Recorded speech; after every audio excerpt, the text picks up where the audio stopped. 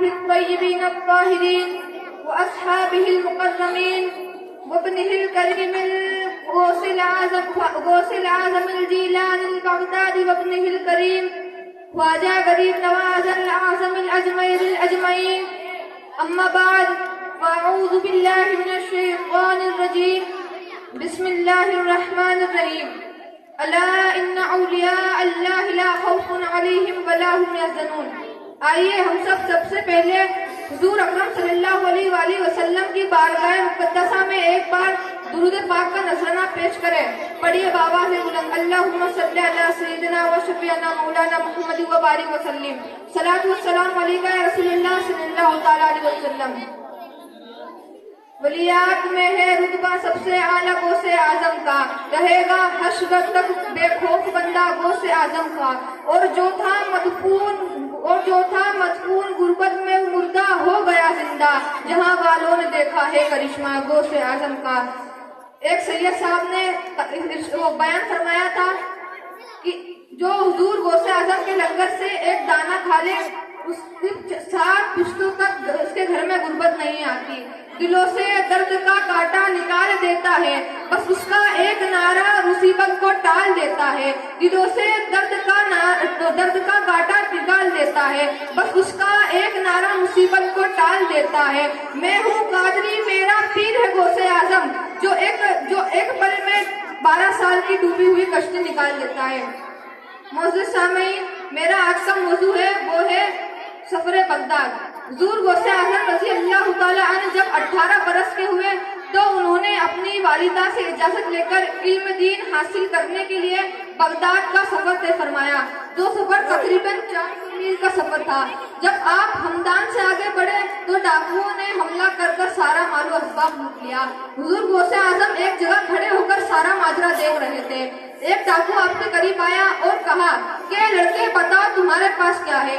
حضور غوث اعظم نے کہا میرے پاس 40 دیناری ہے. وہ ڈاکو مذاق سمجھ کر چلا گیا کہ کون لڑکا اپنی دیناری کے بارے میں مجھ جیسے لٹورے کو بتائے گا.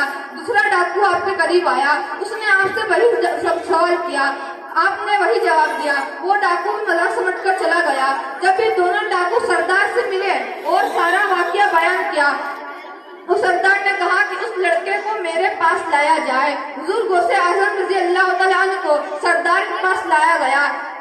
سردار نے آپ سے کہا کہ اے لڑکے سچ سچ بتا تمہارے پاس کیا ہے. حضور غوث اعظم نے کہا میرے پاس 40 دیناری ہے. سردار نے کہا وہ 40 دیناری کہاں ہے؟ آپ نے فرمایا وہ 40 دیناری میری گدڑی کے بغل میں سلے ہوئے ہیں. سردار نے کہا گدڑی چاک کی جائے. آپ کی گدڑی مبارک چاک کی گئی، اس میں سے 40 دیناری نکلی. ڈاکو اور ڈاکو کا سردار آپ کی صداقت دیکھ کر حیران رہ گئے اور سردار نے کہا کہ لڑکے تم اچھی طرح سے جانتے ہو ہم لوگ لٹیرے ہیں. تمہارے پاس یہ 40 دیناری بہت اچھی طرح سے پوشیدہ اور محفوظ رکھی ہوئی تھی، تم نے اسے بتا کر کیوں ظاہر کر دیا؟ حضور غوث اعظم نے مسکرا کر فرمایا کیا میں جھوٹ بولتا؟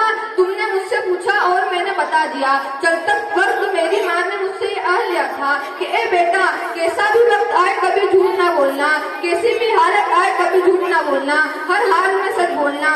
کیا میں تم لوگوں سے ڈر کر اور 40 دیناری کے لیے اپنی ماں کا عہد و پیمان توڑ دوں؟ کیا میں اپنی ماں کی نصیحت کو بھول جاؤں؟ کیا میں اپنی ماں کو ناراض کروں؟ اے سردار سن لے، 40 دیناری تو دے سکتا ہوں مگر ماں کی بات نہیں، خود تو لکھ سکتا ہوں مگر ماں کی نصیحت و وصیت کو نہیں لکھ سکتا. ماں نے کہا تھا کہ ہر حال میں سچ بولنا، اس لیے میں نے سب کچھ کہہ دیا.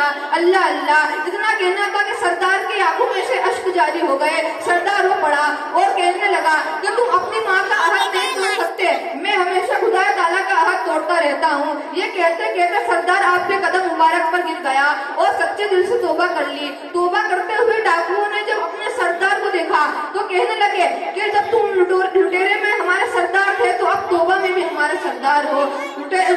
ڈاکوؤں نے بھی توبہ کر لی اور قافلوں والوں کا سارا مال لوٹا دیا اور اب علم اور عبادت و ریاست میں لگ گئے اور اپنے وقت کے بہترین صالحین بن گئے. حضور غوث اعظم رضی اللہ تعالیٰ عنہ ہمیشہ فرمایا کرتے تھے ہم اول من تاب علی یدی، یعنی میرے ہاتھ پر سب سے پہلے توبہ کرنے والے وہی لوگ تھے. اے ایمان والو، ہمیں چاہیے کہ ہم غوث اعظم رضی اللہ تعالیٰ عنہ کے بچپن شریف سے سبق حاصل کریں اور ہمیشہ سچ بولیں ताला हम सबको हजरत महबूब सज्जानी हुजूर गौसे आजम के सदके तोफील में सच बोलने और सच के साथ रहने की तौफीक अता फरमा। अस्सलाम वालेकुम रहमतुल्लाहि व बरकातहू।